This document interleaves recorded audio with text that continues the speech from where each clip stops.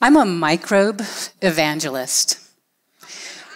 My journey began in 1994 in Germany, where I encountered a microbe that would dramatically alter the course of my life.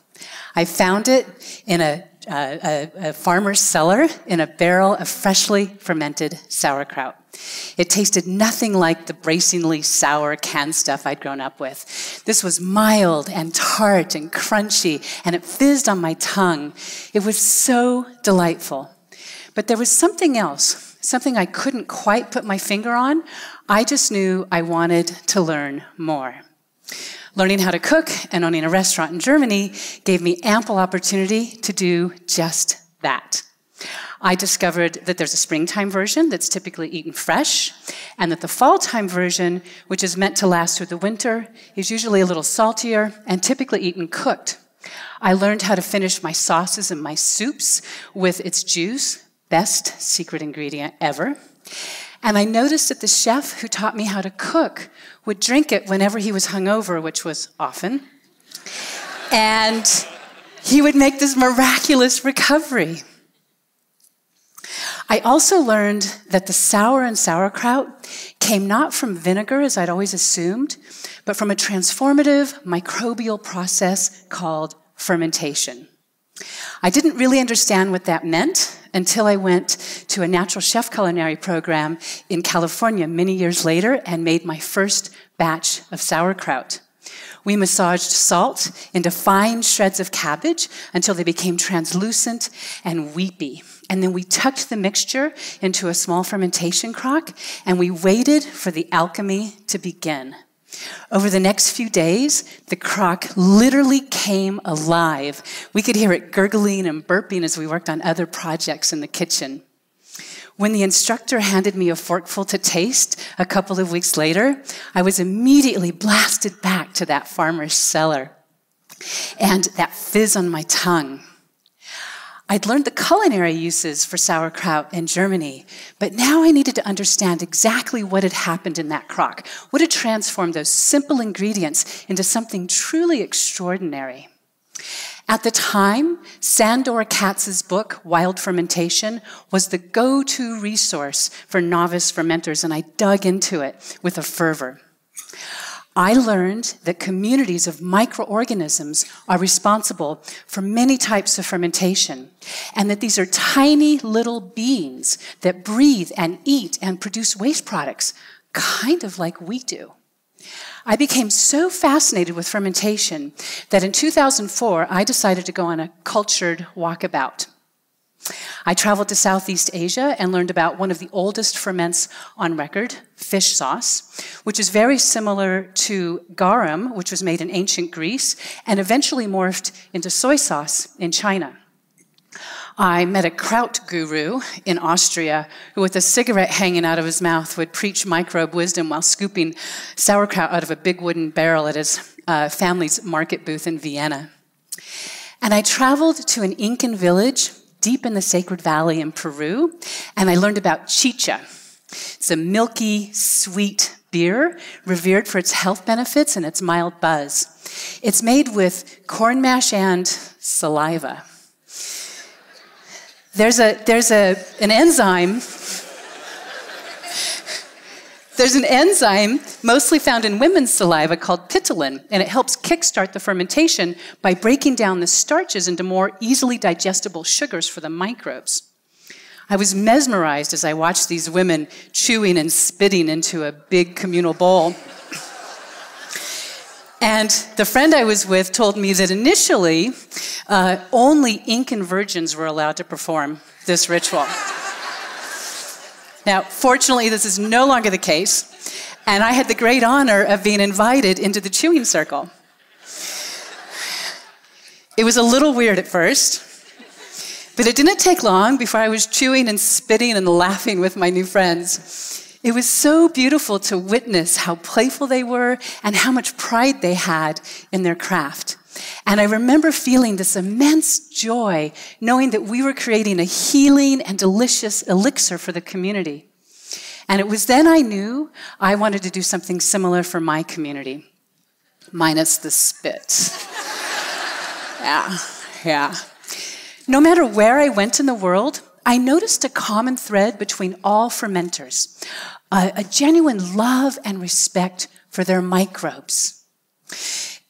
Every culture everywhere utilizes fermentation in some way to alter consciousness, to preserve food, to make food more safe or more nutritious, and of course to make it more delicious. And I started to realize that this is an ancient and symbiotic partnership.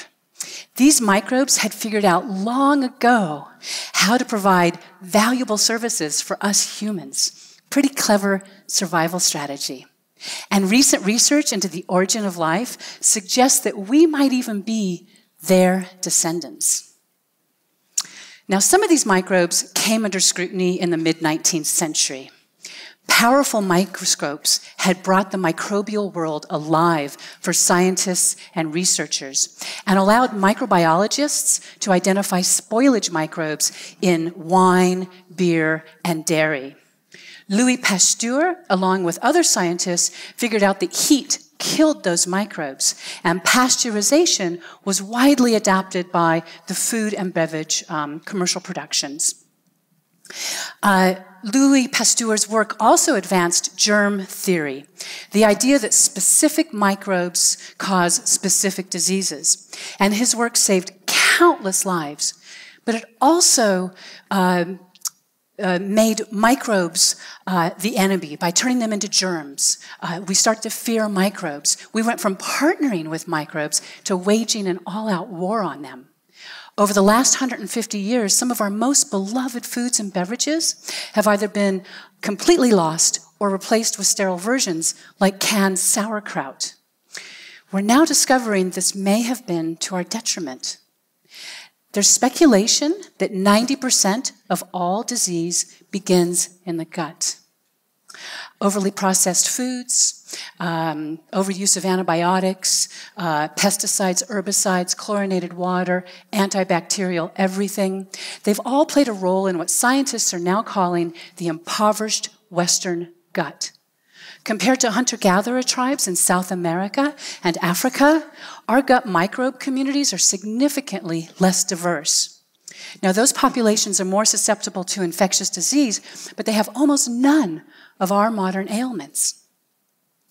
Microbiome science, the discovery that humans are a collection of microorganisms that outnumber our human DNA by 10 to 1, is radically changing our relationship to the microbial world. Researchers and doctors are starting to think of our guts as ecosystems that need to be carefully tended, and they're looking at new ways in which we can partner with microbes to bring balance back to our microbiomes. One of the first things they suggest we do is to eliminate, to the extent that we can, substances that are harmful to our microbes from our homes and from our diets. Those hunter-gatherer tribes, they eat a lot of roughage. It turns out our gut microbes love fiber. They ferment it and turn it into a protective mucosal lining for our guts. And including a diverse array of live culture fermented foods and beverages in your diet appears to have a profound effect on increasing gut microbe diversity and overall health and well-being. The Koreans never went to war with their microbes. They have a strong, vibrant, and mostly matrilineal fermentation culture. In November, you can see mothers and daughters and grandmothers and aunties come together out in the streets, making big batches of kimchi, a spicy and aromatic cabbage ferment. And in Korea, if you are an exceptionally good cook, it's said that you possess son mat, or good hand taste. Korean artist and biodesigner Jawoon Woo wondered if she could capture her mother's hand taste so that she could use it whenever she missed her mother's cooking. This inspired her 2017 study called Mother's Hand Taste. She collected hand microbes, in this case yeast, from 12 participants, and she asked them to make a fermented rice wine with the ingredients she provided. She discovered that in 3 of the 4 families, there was a continuation of the yeast in the samples, regardless of geographic location. She could tell which family had made which wine. That's because when you ferment at home, you're not just making something tasty and nourishing, you're making a family heirloom, rich with your family's unique microbial signature. And that's what I want us to do. I want us to rekindle this ancient relationship with the microbes that our ancestors relied on and that our bodies still remember, much like mine had in Germany. In 2008, I left a perfectly good career as a chef to start a fermented food company that makes sauerkraut. I'm pretty sure that was the microbes' plan all along. Thank you.